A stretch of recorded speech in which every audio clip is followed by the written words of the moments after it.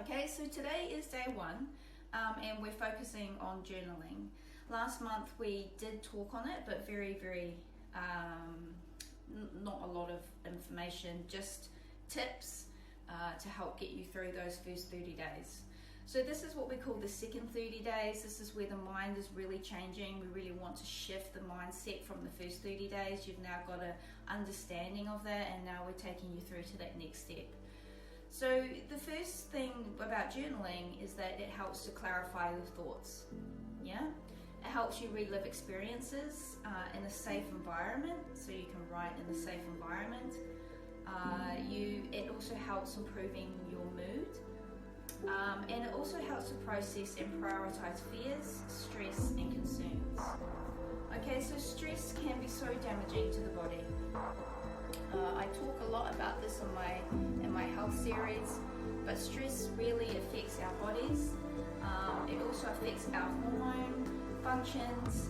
It can lessen our appetite, and it also causes a lot of organ dysfunction as well.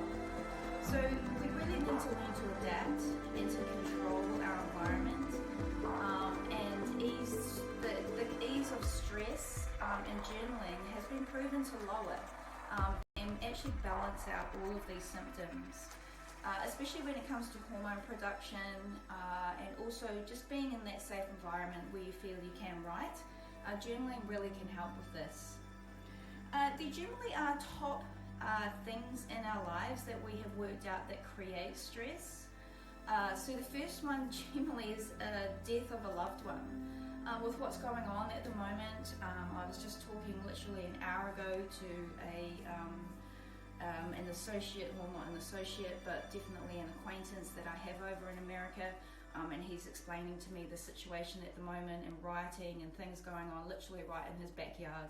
So it's pretty stressful. So death generally is one of those number one stresses that humans have. The next one is divorce. Okay, so divorce, loss of a job. So as we know, the globe is at the moment in a state of loss. Increase in financial obligations. So due to these work losses and job losses, it's creating financial problems. Actually getting married is actually really stressful. And yes, I do know about how stressful this is. Moving to a new home causes stress. Chronic illness and injury, especially chronic long-term injury, definitely creates stress in people's lives. And emotional problems, this creates depression, anxiety, and all of these things as well. So journaling really is important, especially when we are dealing with daily personal issues. Will then reflect into our business and our work life as well. So having that balance is really important.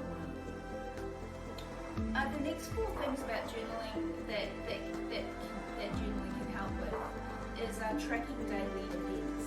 Okay, so we can see where changes are needed. It also creates that time for reflection on the day, and also for self-analysis as well. Like, how did we cope during the day? Is there anything within the day that we need to adapt and change? And the 4th thing is learning. It also helps us to learn about us.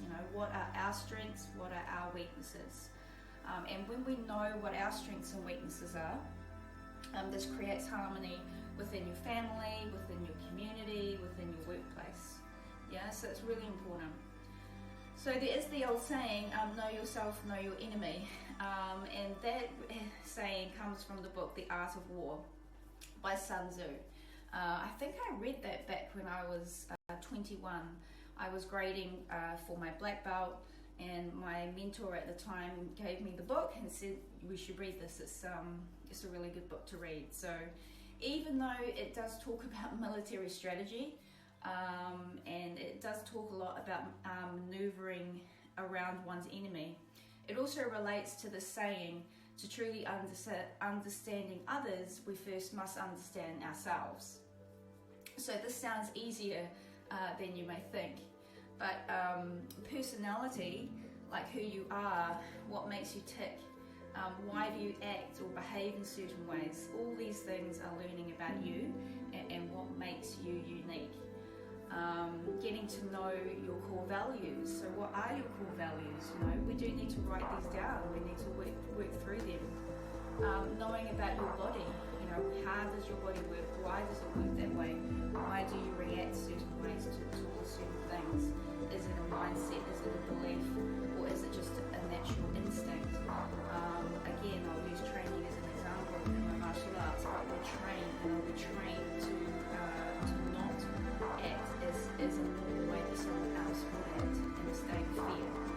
When stress or chaos comes towards us, we learn to adapt, center ourselves and go towards it rather than running away from it. So it is all learning about your body, how you respond. Get to know your dreams. Recognize what they are. Some dreams are achievable and others are not. So understanding which dreams are achievable can actually help calm the mind as well. So it's really important. But write your dreams down, however silly they may sound to you. Sometimes just releasing them onto paper can help bring a different perspective. Getting to know your likes and your dislikes. This may also help you determine your core values as well. So when you start writing about your core values and you're not too sure, sometimes understanding what you like and what you don't like in others or in yourself can actually help you with those core values as well. So that's really important. The other thing that journaling, because we are focusing on journaling today, can assist or help with, is it can actually keep you centered and focused. If you get into a rhythm and a routine of writing every day, it really does help to center and focus you, especially if you've got a goal that you have in mind. But even just to center yourself, sometimes we have thoughts come into our minds, and it seems to sort of overtake everything else. So it does actually help you to be centered, and it can help you to focus a lot more as well on either what the issue is or what you're trying to focus on, or whatever emotion it is that keeps seeming to pop up. Journaling can help boost memory and comprehension. Okay, so writing regularly can actually boost our memory. It's just that repetitive action from brain to hand to paper. It increases our work memory capacity as well, and it also improves cognitive processing. Okay, so it is that part of the brain that is, that doing the two together, it really improves that cognitive ability.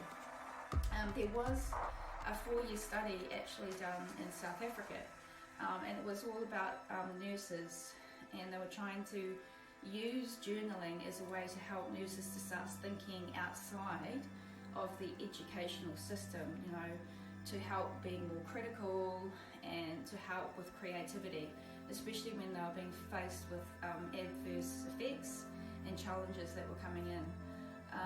And over that 4-year period, they used reflective journaling as a way to introduce and promote what they call deep learning. Yeah? So even though journaling was perceived as arduous and time-consuming, a lot of the people said at the end of the day they were doing it, and they had social and personal events, even though they sometimes they struggled in the beginning to actually get the work done.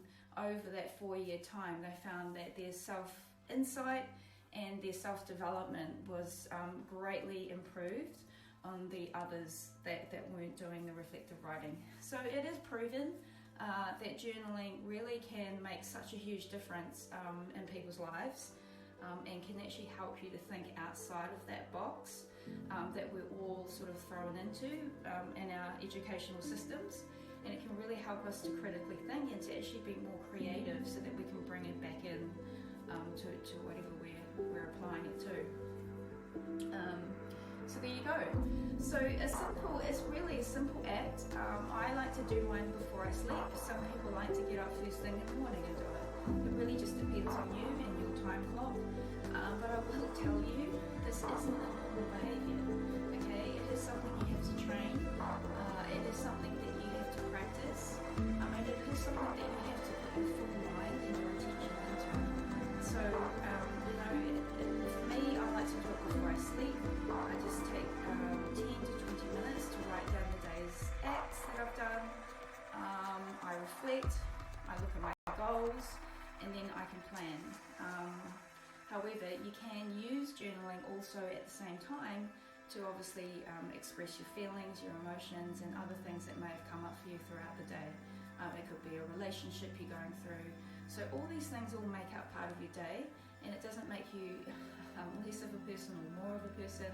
It's just human emotion and feelings, and what we all have to go through. For people that are insomniacs or do have struggles with sleeping, this actually is perfect for you, especially before bedtime. For the average person, it is just peace of mind before you go to sleep, so that you can actually drift off or be with your partner, before you actually get up for the next day. And it's all been done, it's all on paper, and then it's easy now. It's not in your mind, and you can just go back and reread it in the morning or the next day. So it really is a transformational process if you can get yourself into that routine. So thank you again for your time. I see, who's in here this morning? I've got Colo, I hope that's how you pronounce it. We have Ardavan. Yes, hello, how are you? I see you both on here regularly, so thank you very much for tuning in. I do hope you're getting value out of this. So that's today really. I hope that was beneficial.